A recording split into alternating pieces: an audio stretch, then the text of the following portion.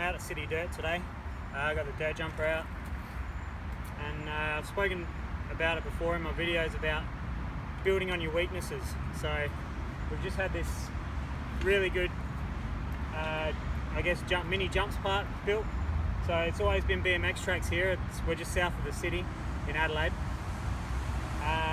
They've knocked down the old intermediate BMX track, which was kind of getting a bit old and ragged anyway, and they've built this really cool set of progress tabletops. So they're basically doubles, but they're tabletops, lip to lip, fairly tight, fairly technical. They're small jumps, but just because they're small doesn't make them easy. So it's a really good place to come out and learn how to put your bike in different places, because you have to really focus on getting up in the air, putting your bike where it wants to be to land. You've got to pinpoint your landing. Instead of having all of this space to land, you've got a really short area to land in. So you've got to make sure that your focus is on putting your bike exactly where it wants to be and being super relaxed. You have to be relaxed when you're dirt jumping. You'll get to the top of the mountain looking down on the jumps, and if you're not really familiar with jumping, it'll be daunting, and you'll get that nervousness, and you'll get the feeling of, you know, oh, I'm scared and there's people watching and whatever, and none of us are immune to that. But it really is a mind game. You have to learn how to relax, focus yourself in, and then just be really fluent and let the jumps tell you how to ride them. So I've been here a little while, I've done a few laps, and yeah, I feel like I'm progressing, I'm getting better. And like I said, it's a weakness. I've got to build this weakness. I've always been a little bit tentative on jumps and a little bit skittish. I never really grew up riding BMX or anything, so it wasn't until my adult years I started actually jumping. A lot of us are the same. A lot of people are just coming into mountain biking late. Get yourself a hardtail, or even come out here on your mountain bike. Or if you're not in the area, find a spot that's got some jumps like this, and just work your way into it. You only have to get one jump, and then you'll get two jumps, and then you'll get a rhythm of three, and then eventually you can do the whole line. So I think this has got 1, 2, 3, 4, 5, 6, 7, 8, 9, 10, 11, 12. It's got 14 jumps in it, so it's a rhythm of 14 jumps, which is, it's a really cool spot. So if you're like me and your jumping needs work and you want to practice it, get out to a place like this. It's really good for you.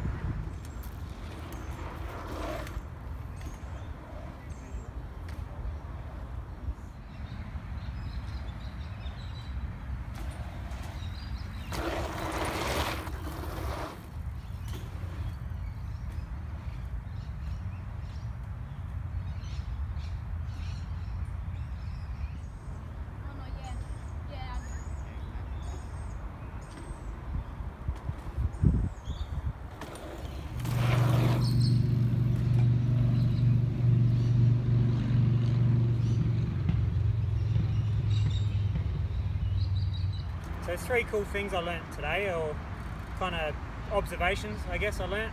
I'm trying to pay attention to what it takes to become a better jumper and be better at jumping.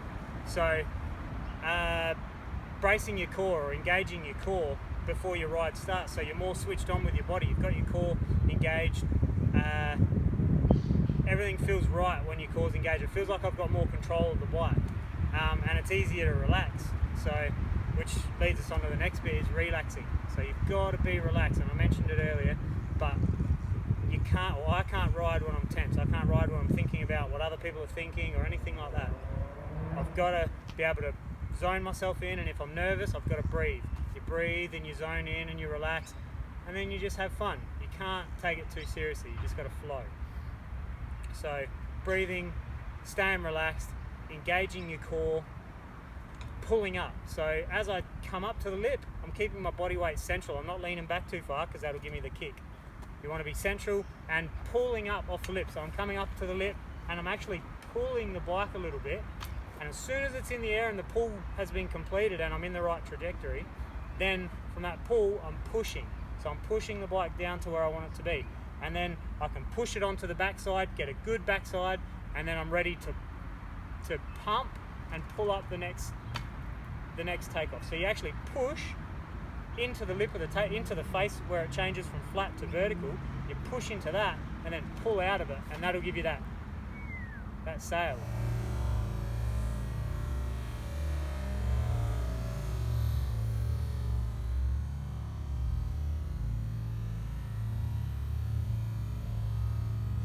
So the push-pull is super important as well, and you'll learn that as you go, as you progress, you'll learn that. And the repeating things, you've got to repeat it. You've got to go over and over and over and over and over again. Doesn't matter if you're tired or anything like that, as long as you're not tired enough to hurt yourself, get back up, take in the air, get your breath back, and go again. You've got to repeat it to make it familiar, so you're less nervous and less worried about the jumping, especially if you're a new jumper. You've got to repeat and repeat and repeat. Try and get 150, 200 jumps in a session at least. There's no point in coming out and hitting the jumps 3 laps and going, oh, I really didn't get any better today. You've got to go and go and go and go and go, and you've got to be happy with it. You've got to leave it at the end of the day knowing that you progressed and you learned something today. So I guess that's my tips for dirt jumping. I'm by no means an expert. I'm just starting to jump again myself. Like I said, it was a weakness, and I want to address my weaknesses. So that's what's going to make me a better rider. So get out, work on your weaknesses, and enjoy some jumps. Enjoy some jumps. We've got plenty around Adelaide, so make the most of it, or wherever you live, make the most of it.